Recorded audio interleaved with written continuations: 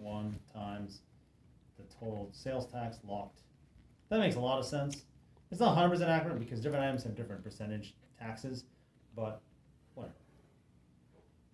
But it's minor. So now we're saying that this line item, 36, 12 of them, for $52 each, equals $62, $632, for 2.88% of the total cost. 2.88% of the shipping was $154, and 2.88% of the duty was $63.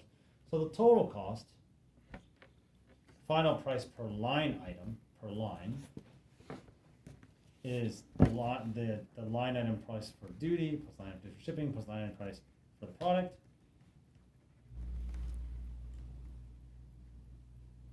And then finally,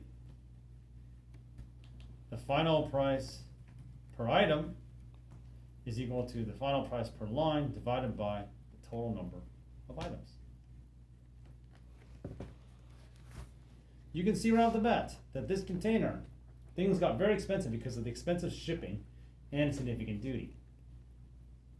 I mean, it's kind of wild. Like, look at this stuff. Like, some of this stuff is very expensive. It's $215 for some of our king size big comforters. 2W, what the hell's a 2W? It must be a loose comforter.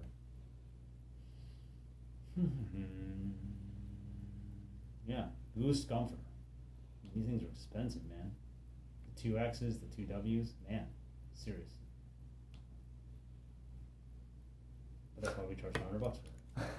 Right? So $260 for a king size. That's what it costs us. Right? So we gotta charge at least $500-$600. Okay, so now we have the final price per item. What we're gonna input into SKU Vault, as you know from receiving, is how much we pay per item, which is the final price per item, how many, and the SKU. And what I'll do is I'll take this book and I'll import it into SKU Vault as a PO later. Alright. But in the future, if I'm like, hey, I want this is containers coming in, here's the PO, here's the invoice, the bill, and here's the shipping, and here's the duty. Create the spreadsheet, that's what I'm talking about.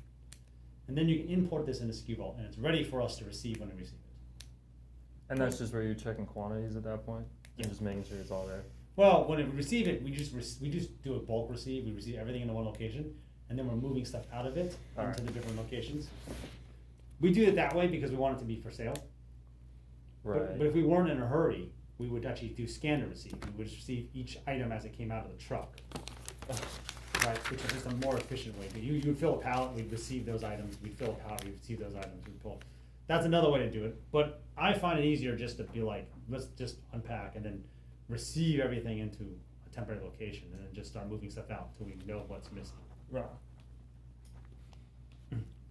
Okay, let's talk now. That was good. I'll send you some of this stuff, you guys can practice. You got problems? No problem. Right. Practice makes perfect. Let's talk a little bit about first in, first out.